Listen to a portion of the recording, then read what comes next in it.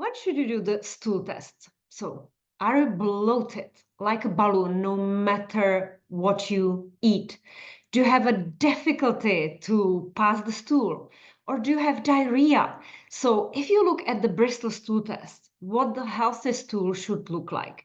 So, you should eliminate the stool at least once a day between 5 o'clock and 7 o'clock in the morning, and it should be a beautiful sausage shape that is half floating, half sinking, and you should need no toilet paper whatsoever, and you feel nice relief, like you have evacuated everything that was in there. Going twice a day to the toilet, or maybe even 3 times a day, is normal. But if you have a diarrhea, if you need to use lots of toilet paper, if you have itching in your bum, there might be some inflammation in the body. If you are traveling often, if you had some stomach bug, there is a possibility that you have some pathogens, parasites in your body. Or if you are eating certain food like gluten and dairy, and you feel like it's bloating you and you wonder if you have intolerance, even this, the stool test would show. So let's look at it. As you can see, I ordered this test from Genova Diagnostics, which is one of the great companies. It comes from the UK. It's delivered quickly to any address. You just pay the postage. So, for example, to Switzerland with the DHL Express, the Medical Express, you pay 35 pounds for the postage, and then you ship it back. And what can you learn from this gastrointestinal comprehensive stool profile? So we are looking at the maldigestion, infection, inflammation, dysbiosis, and metabolite imbalance. So what does that mean? So if you, for example, have diarrhea, there might be many reasons for the diarrhea. There might be that you don't have enough of the pancreatic elastase, and you are not breaking down the food. We can also see that you have fecal fat, so you are eliminating the fat. That's why the stool makes the toilet very dirty and you need to use the toilet paper. We can also see that you have some pathogens, some dysbiosis because of the protein breakdown. We look at the second panel, which is the inflammation. So if you have increased secretory immunoglobulin A, this might be happening actually in the small intestine. It can be the lactose or fructose intolerance. It can be non-celiac gluten sensitivity. So this is not a celiac disease when you would be completely skinny. You might be even overweight, but still have gluten sensitivity. And for this, we could do the genetic tests. I have a positive gene for this, and I'm avoiding gluten as much as I can. Calprotectin would be the marker of the Crohn's disease and ulcerative colitis. So these are already autoimmune diseases. Eosinophilic protein would be showing that you have food allergy. So not sensitivity, but full food allergy in immunoglobulin E.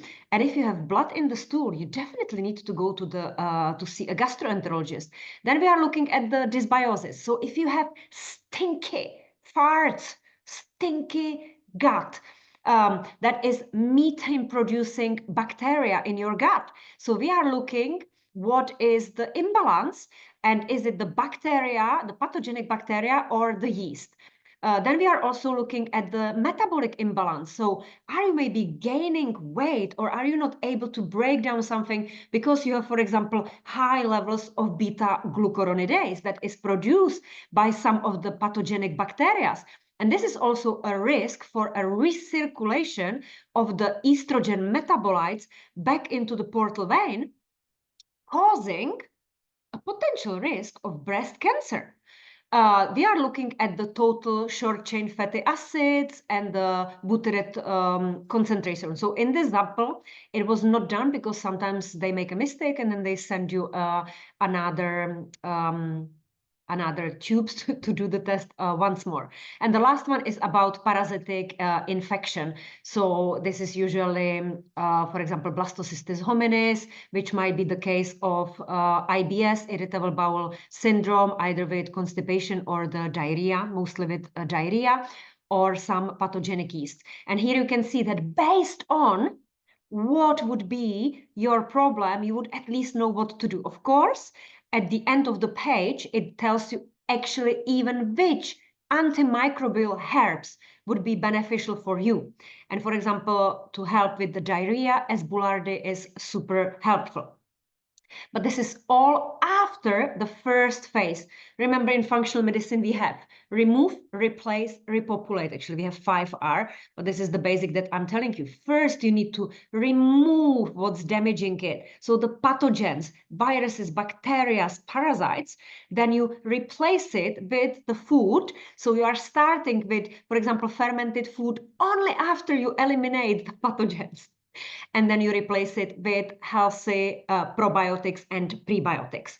So let me just show you briefly what the test looks like.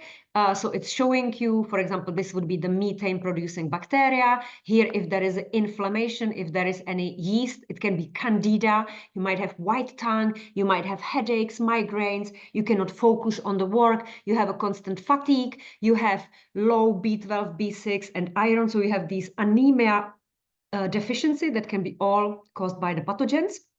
That's what we would see from the blood tests. And here are also shown, for example, all the bacteria that are overgrowing and what to do about it. And let me just come to the end. I'm not going to show you absolutely everything. These are the parasites and all the pathogens, but here they even show you. So for example, in this case, there was Citrobacter freudi. And they were testing in the laboratory. If you were to take the antibiotics, so you would go to the doctor and the doctor would say, okay, take ampicillin. But this bacteria is resistant to ampicillin. So you would kill everything else, but not this bacteria.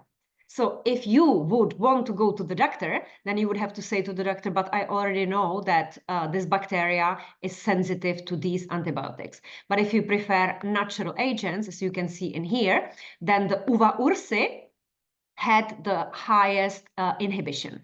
So that's what you would be using, and of course, like other herbs. And this is what they do with every pathogen that you have in the body.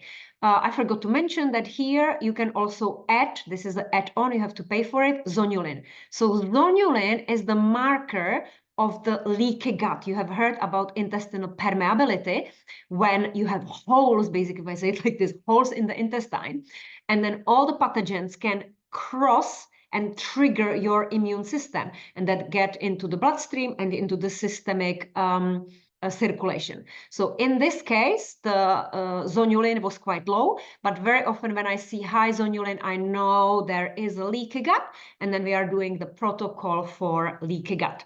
If you are interested in knowing more about the functional medicine approach and how you can find out the root cause of your problems, then you can schedule a free discovery call.